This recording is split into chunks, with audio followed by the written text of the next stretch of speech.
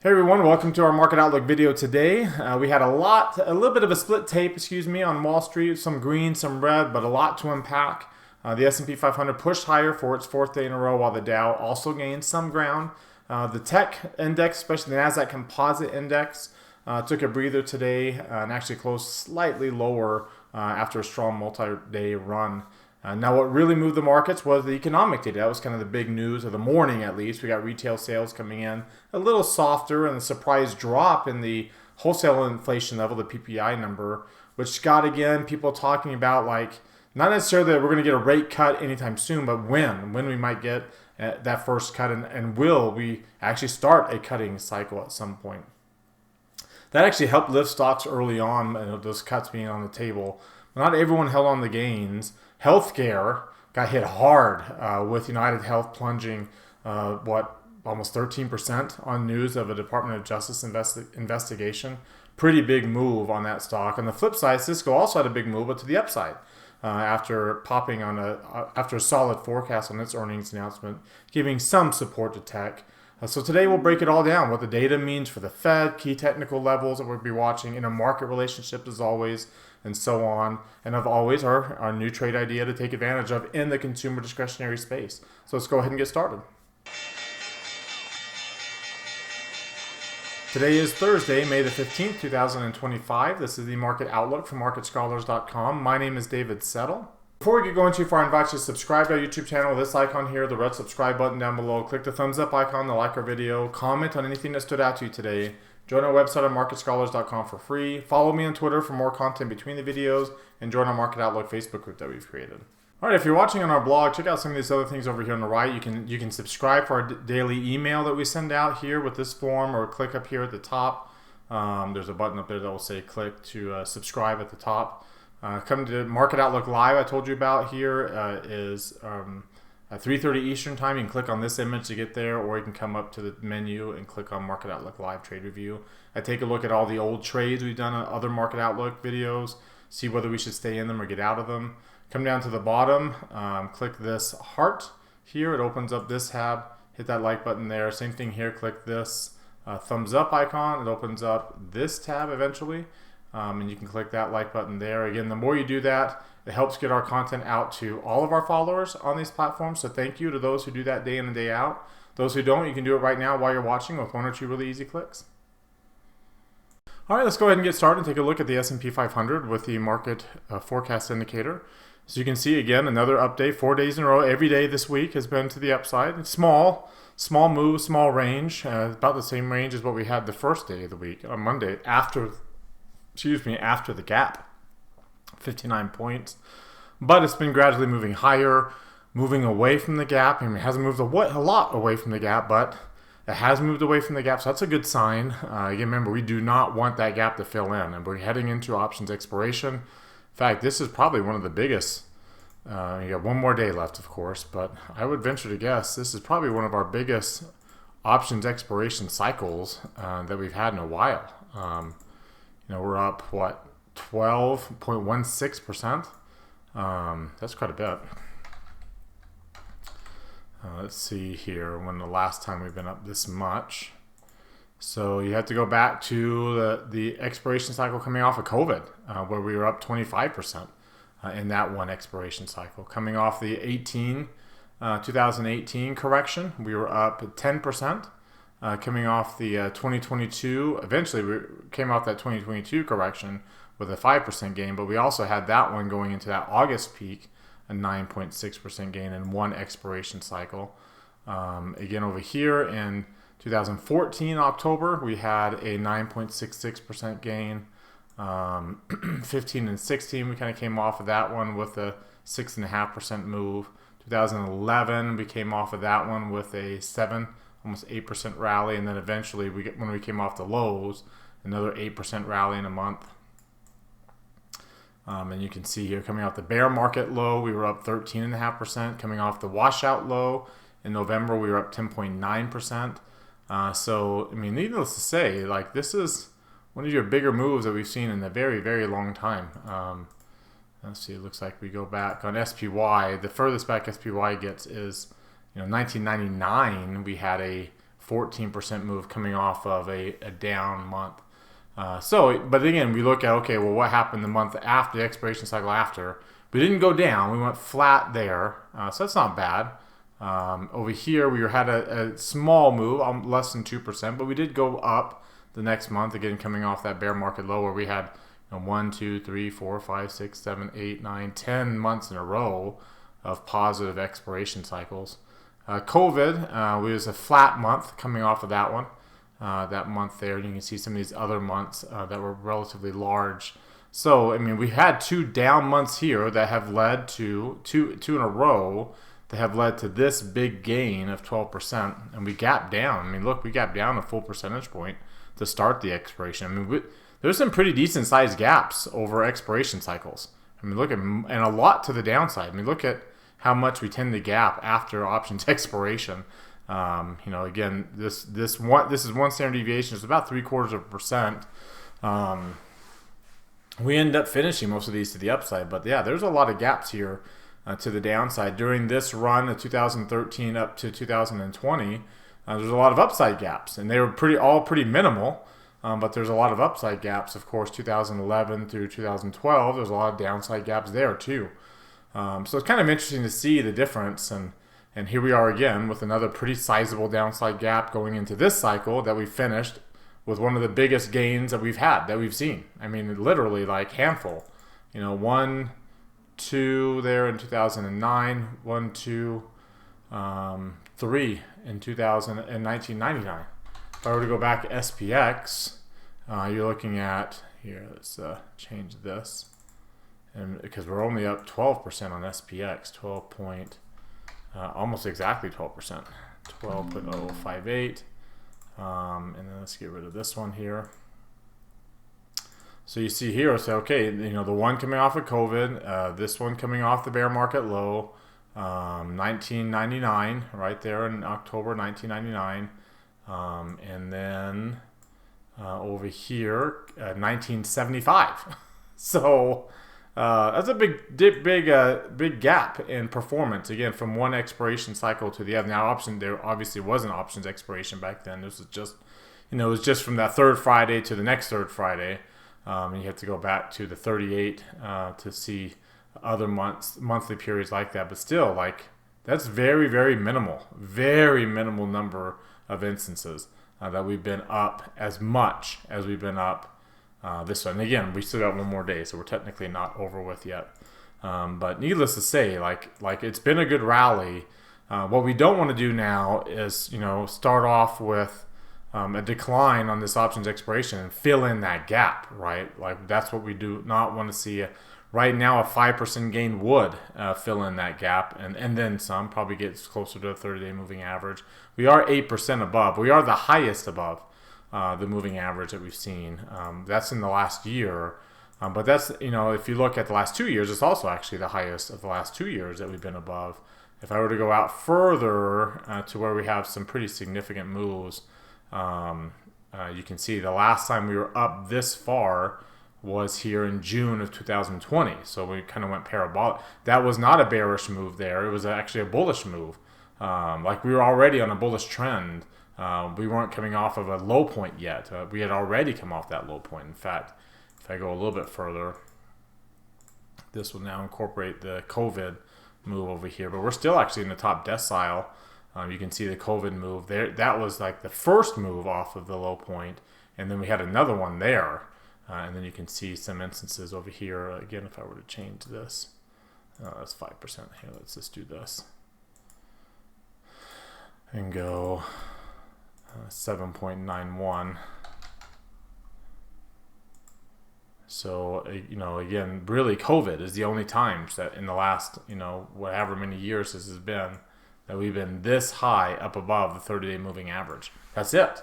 Right? I mean, that was an anomalous move because of how significantly lower. I mean, we were down 30%. We did drop here. I mean, this was one of the bigger drops that we've had in a while. But you can see we dropped out this much in 2018, and we didn't jump up nearly as much as we have this go around. So we're finishing up the expiration cycle on. We were talking about this today because Thursdays are the day I teach my options inventory trading, where we where it's more focused on being delta neutral. And we trade options on ETFs and just build an inventory of different option trades that, again, the goal is to stay neutral. And I teach that on Thursdays. It's been a rough month, but because we've hedged it with long futures, we've actually had a pretty good month. We've avoided a lot of the downsides that come along with this kind of, if you look at it on an options expiration cycle, I showed you on that one chart. But if you look at it on this basis here, it's a pretty big candle. Right? It's a pretty big move up to the upside. We're still 18% above the 30-month moving average.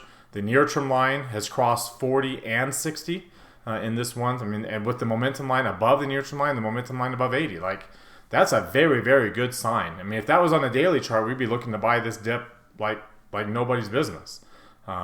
And a little bit of an engulfing pattern as well, for that matter. So really, really good move here.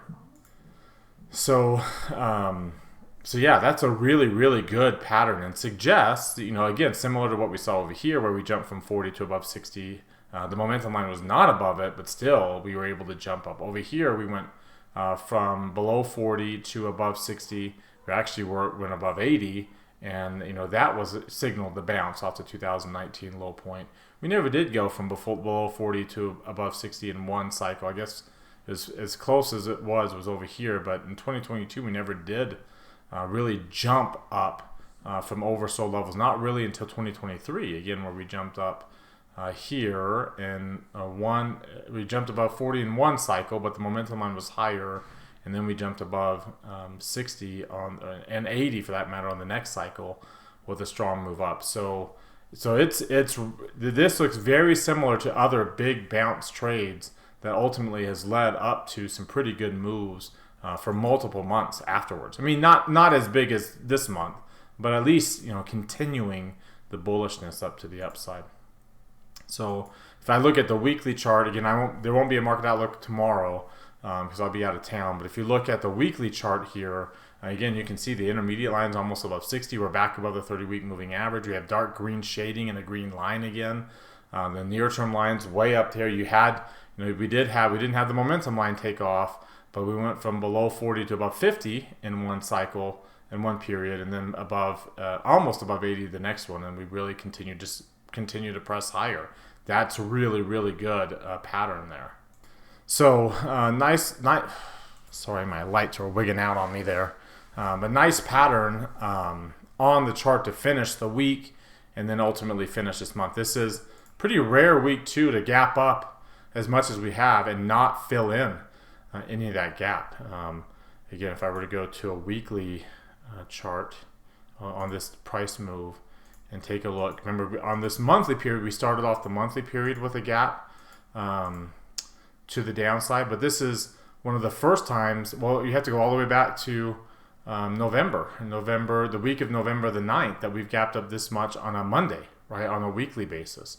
So in fact, if I were to go back a little bit more, as much as we can, again, there's been a few times coming off the COVID low, then again in November, there was this November 2011 gap up to the upside over here, right there. November 28th, we gapped up almost 3% here in May 10th, that kind of flash crash type move.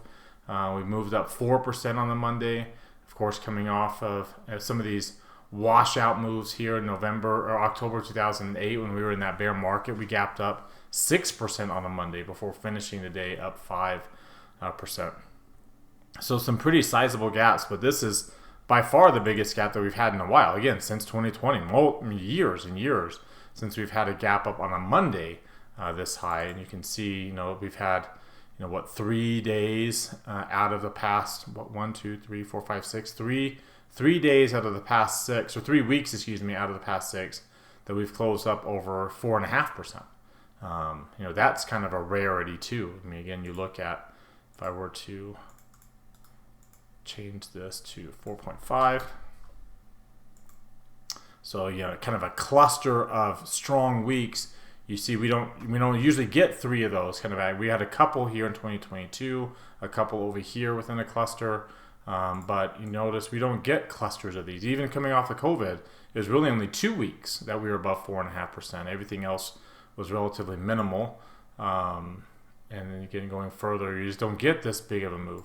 Over here in 2011, we had a few in a period, not in 6 weeks though, like we've just seen right now. And then even coming off 2009, we didn't get 3 in 6 weeks. So this kind of goes to show again just how significant this move has been, and on a weekly basis as well as on an options expiration cycle basis here. Let's take a look at the other weekly charts that we watch. You can see again, big old candle there, closing above the however many weeks that we've had in a row. That we've almost got a golden cross again. We're less than 1/4%. We're over 5% on the candle. That's a very sizable candle there. 1 second, sorry. A very sizable candle. If you look at the whole moving average, the weekly whole moving average, you can see again, we flipped the parabolic SAR down. You see how big the candle is. You can see that we're almost above the 200-week whole moving average. We're well above the 20-week. So very, very good move. In fact, if I show you, I can show you how far above the 20-week we are here with this one. A big time move up to the upside. Sorry. You can see again how far above the 20-week. Like we're pretty far above the 20-week whole. That's a pretty significant move. Again, we have to go back to COVID to be as high as we are. We are in the upper decile. So very significant. We are finishing up a very strong week, a very strong options expiration cycle. Like pretty historical move. Which is interesting because we didn't have that. We had a pretty bearish move on this correction, but it wasn't historical. It wasn't anything out of the ordinary, and nothing that we hadn't seen before on the decline here. Let's take a look at the 3 green arrow charts, and you can see how 3 green arrows, green line across the board, very good sign from a bullish standpoint. If you take a look at these charts, again, we're well above the 200-day moving average, and MACD is almost at 2% now. This is the PPO, so this is the apples to apples comparison. It's not, you can see it's not common for us to get to 2%. It's not very common at all to get to 2%. We did get close to 2%, 1.92 in August of 2022, and when we went parabolic in June of 2020, we got above 2%, but very rare, and we are sitting on the doorsteps. Probably we'll get there on, if not tomorrow, on Monday of next week. You can see way above the value area for the past year. Let's take a look at some of these other oscillators, like the DMI. You can see again, what's interesting here, we're pretty bullish. Like this has been a bigger move in just however many days this has been than what we saw going into this parabolic peak over here, where the positive indicator was above 40, the negative indicator was well below 10, the ADX got well above 40. We're nowhere close to that right now. This is as parabolic as you can get, and we're barely above 30 on the positive indicator. We're barely below 20 on the negative. And the ADX still hasn't even crossed 20, much less gotten up above 40. So it looks parabolic, but the reality is on the 14-day basis, which is what the standard is for the DMI, it's not. Of course, on a shorter term basis, when you look at it, we cut that period in half. Yes, we are parabolic. We're above 40 on the positive. We're almost below 10 on the negative. The ADX is rising quickly. But we're not parabolic, which is interesting. The RSI and CCI, they were going crazy back here in 2024 in July when we had that kind of parabolic move there. The CCI is well above 200. We didn't get above 200 this go around. We're still not even above 70. They're bullish. These are good bullish levels, but they're not like parabolic levels considering the parabolic move. This is, again, historically bullish move in a short period of time. The Ichimoku cloud is mature. It's like a bullet. I think I told you in the last video, like to go from a mature bearish trend to a mature bullish trend. This is the fastest that I've seen, and that we've gone from a mature bearish trend, which we were on April the 24th, to a mature bullish trend, which is what we got yesterday. I believe it was yesterday. Yeah, yesterday on May 14th. So less than a month, and we are already at we've gone from mature bearish to mature bullish. Just like, because it's rare to get a mature bearish. It's rare to be that long when it is mature. because we get lots of rally, like we get the legs, right? Different correction legs with moves to the upside, like we saw in 2022, the March and August moves to the upside. But this is, tremendous to be, so far above the cloud, which is kind of what this is indirectly measuring. The rate of change, I told you the rate of change today would peak at, one of its highest levels ever, because this is the lowest point that the rate of change, because now we're going to come off, right? The rate of change is going to drop like a rock, because the 26-day basis is here April 8th. Tomorrow it's going to be April 9th. So it's going to move from a low point, or from a basis of 49.82 to a basis of 54 before spending another week coming back lower here. So your rate of change is really going to drop tomorrow significantly. I mean, obviously not below zero, but significantly. But if you take a look again at just how significant that move has been, here, let's go the last 20 years. We're at 18.75 essentially. Again, COVID. Again, we, as bearish as we were, we rebounded as much as we did to the upside, and then the bear market low of 2009. Those are the only two times in the last 20 years that we have gone up this much in a 26-day period. That's it. COVID and March of 2009. That's it. If you go back further than that, you can see, we're into the 80s now. You have to go back to 82, where we had, a period coming off of that bear market low. This was a bear market here. Coming off of that bear market low, we jumped up, this 20% in a 26-day period. Coming off the bear market low of 73, 74, we jumped up this far on that kind of move. And then that's it. I mean, you have to go all the way back to the 30s, 38, 39 to get this kind of move. So, like, the kind of move we got is similar to as if we have just experienced an actual bear market. Like a move below, an extended run below the 200-week moving average, with the pullbacks and the corrections and the washouts of the corrections and the washouts of the bear market after that, like all of that. We're experiencing a move in this short period of time, similar to what we've seen again coming off of some of the worst bear markets. 2008 was one of our worst, like 73, 74, even the 81, 82, which wasn't our worst. But then, and then COVID, of course, which is the fastest decline that we've seen in quite some time, which is hence the rebound up to the upside. But it's interesting to see just how significantly bullish this has been. And like I said, it's going to drop tremendously tomorrow, because the basis goes from today, or from the 8th, way up. And then it's going to start creeping back up, assuming we don't drop. It's going to start creeping back up again, because the basis will drop again from 58, 54, 56 down to 51. So it's going to drop to 300 points. So it won't get back up to 18, but it'll start creeping back up to a higher level. But needless to say, this is about as big as you'll see on the rate of change when you get to this level. Doesn't necessarily mean we have to drop. It does, however, mean, like what we're seeing, it's hard to build on it. It's just hard to build on this kind of move with significant moves to the upside. So we're going to get moves like we've seen all week this week. Small, grinding moves, and that's really it.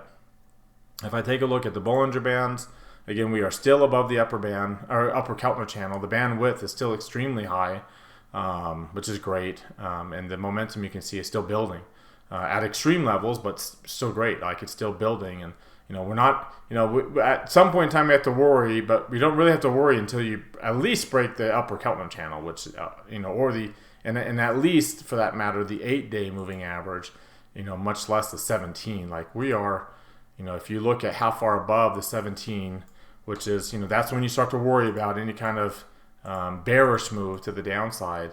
Like, we're so far above we're 5% above the 17-day moving average.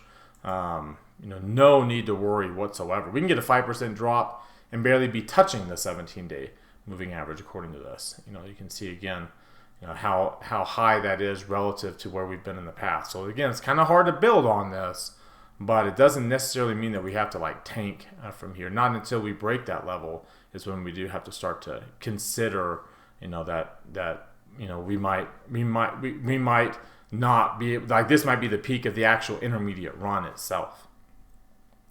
Okay, let's now take a look at the intraday move. You can really see the tight, small range. I mean, look at this. The point of control for the past 4 weeks is up here where we've traded the last 3 days. The point of control is where the most volume is in the period. So the most volume, because we had very little volume on some of these rallies here, and especially last week with that sideways trend. The trend has been, the range has been so small, the volume has been abysmal, but the volume picked up this week, still relatively below average, slightly below average, but it picked up, and now the point of control is up here. Where we are, really it's not even 3 days, because it was kind of it was after 1 hour of trading that we kind of established the range for the week, right? We gapped up, we continued higher on Monday, continued higher on Tuesday, and we've been in this sideways range of about 5-6 points the rest of the week here, and we'll see if we break out of it at all. But it does kind of show how susceptible we are to break down to the downside, considering, again, how top heavy we are. We are very, very top heavy according to that volume profile. Let me just kind of show you the range, the volume and the range here. Of course, the range again, small again, that 59 points I showed you right there, 5.87 on SPY, below half. And you can see the volume picking up all week, much higher this week than it was last week with those little moves there. And again, you can see the ATR really dropping. It's below 2%. It's working its way down. Volume has already worked its way down. Not quite back at 52-week lows, but it's working its way in that direction. And then the volatility almost has the 3 things we need. Trading below 20, trading below 90% relative to the VIX 3M, and trading below 90. Unfortunately, it didn't trade below 90. It's at 94. And we have been below 90 this week, but we rebounded, like as I shared yesterday. We're still above 90, so we don't have that third thing that we need there. The fourth would be not on this chart. It would be the VIX being below its 200-day moving average, and we do have that. So we almost have everything we need from the VIX. We just need that VVIX to calm down, because the higher the VVIX stays, the more susceptible we are to the VIX jumping up to the upside. All right, now let's take a look at what's driving this price action. Let's take a look at the asset class comparison chart. Big jump today in gold again after having been down for most of this week, and really most of this last however long. But big jump back up today, up over 1.5%, outpacing all these equity classes. The Qs were negative briefly early in the morning. Everything was negative early in the morning, including emerging markets. Developed markets, though, really outpacing emerging markets big time. But IWM, remember how... And yesterday's, we talked about how significantly bullish the Qs were. In fact, when you look at, here, let's go to the Qs on this, and we look at the ratio chart of the Qs relative to IWM. We had cleared a 2.5 for the first time during this period. We closed above 2.5. Well, I guess we closed above it over there in July 10th before things really hit the fan. Well, this is the second time now we've closed above 2.5. We didn't close above it today, but yesterday we closed above 2.5 on the Qs relative to IWM. We didn't drop at all during this correction, so the correlation actually went negative briefly. It's pretty rare, and it doesn't get too negative, but it's not very common for it to be negative. And now you can see it's getting back to being positive, just as the Qs versus IWM is hitting some pretty extremely high levels. Historically speaking, this is the first time. That was the first time it's ever been above 2.5, and this is now the second time it's ever been above 2.5. And it was close to 2.5 at the peak of the tech bubble bursting in 2000, before really falling lower after that. So rebound in IWM. But if I go back to the rest of the week, just to kind of see just how significant this move has been, including the gap. You can see the Qs. I mean, the Qs almost doubled IWM this week, and IWM had a really good week, and it was double going into, here almost 6%, and we were only at 2.3, so it was double there, more than double. And then of course IWM had a good day. Emerging markets have been killing developed markets for most of the week, again until today, and of course gold has been the worst performer, along with real estate for that matter, until today. So a little bit of a rebound in what hasn't been working all week, and with Q still not outperforming per se, but at least holding some of it, holding most of its value that it's gained throughout this really strong return. And again, if I were to go all the way back to that April 8th low point, so starting on the 9th with the upside move. Here, let's go to not a 5-minute chart, let's go to a 30-minute chart. But starting there on the 9th, finishing there, you can see with the gain, then the Qs are up 25% with a big move higher post that tariff news. You see the big jump there. But emerging markets, developed markets, the S&P, IWM, all up around 20% off of that low point. For a long time, U.S. markets were just underperforming. You can see they were really underperforming the international markets for a long time here until this week. This week, we've really caught up to the gains of those international markets and potentially starting to reverse with weakness in the dollar as well as, for that matter, strength in the yields. And that's continuing to be the kind of the theme here is, yields have been really strong. Pulling back today after closing above 4.5% for the first time in a while, getting back below that down to 4.45%. Today you can see the near-term line dropping down, the momentum line dropping in oversold levels. So you have a bullish intermediate confirmation signal here suggesting that this might be a very temporary decline and we might bounce back up to the upside. Same thing can be said for the dollar index. Again, getting another bear tag today, and we'll see if that the near-term line is crossed below the intermediate line, and we'll see if it stays there or forms a bullish near-term low point and we bounce off and build on this bear tag. We are pretty low. We're close to 100, but remember that's not a low point relatively speaking. Long-term wise, like we can drop down to 90. We were in the 2021 we were at 90. Before that, 2014 we're at 80. So we're still pretty high on the dollar index historically speaking. Sitting here near parity right at 100 there. If I look at the sector moves and how they perform, again, it's been a big move higher in the technology sector and the consumer discretionary sector as well. Here we go. Just looking at today alone, those were not the big winners. Today, the big winners were your safety trades. But remember, those are the ones that have been underperforming since this bounce off the low point. Right? They've been the weakest ones outside of healthcare. And now that they jumped up, technology it's still up 30%, even up today. So you can see what hasn't been working worked today, and what has been working didn't work nearly as much today. And that's kind of the theme of the day. Discretionary energy, for that matter, too, still is weak. Healthcare actually rallied despite UNH dropping as much as it has been, but lagging behind these safety trades. And this maybe just be a one-day phenomenon. I mean, they were up 2%. Those sectors, they're safety trades. Like, it's not very common for them to be up 2% on a bullish day for the markets. So it's interesting to see, again, how oversold they've been on a relative basis for them to rebound. And hopefully this is a one-day phenomenon and not a sign that we might be peaking at 30% on XLK and starting to roll over. Because if you look at XLK on a relative basis, especially to something like XLU. So XLK is kind of the big proxy for risk appetite. XLU would be a proxy for risk aversion. And you can see just how big this move has been on XLK relative to XLU. And you think, okay, are we parabolic here? Have we hit these parabolic levels above 70 on the RSI? You can see this ratio is heavily correlated with the markets.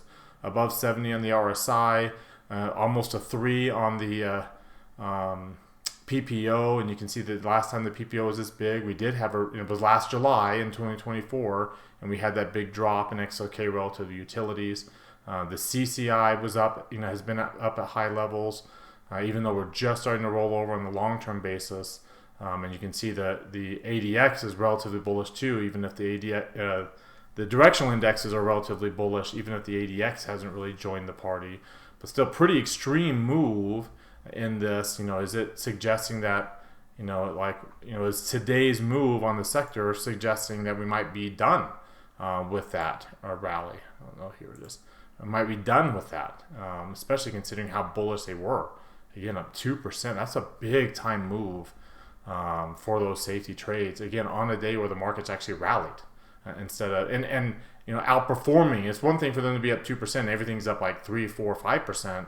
It's another thing for them to be up 2% and everything is up, but only up like 1% or less in the case of XLK.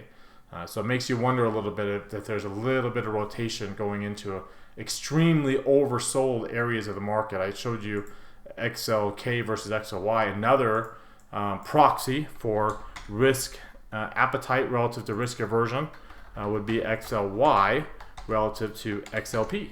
Right? Same thing. It's the same idea. And again, you can see just how how strongly correlated it is with the markets, and you can see how extreme that got to the upside going into yesterday. Very extreme across all these different indicators: CCI, PPO, RSI, all extreme, and we may be peaking at this point based off of what the sector charts are showing us here today. All right, and that brings us to our trade idea of the day, and it's actually in the discretionary space. It's in the home building space, and it's Lennar. Lennar has been on a decline for most of the year. It's been going sideways.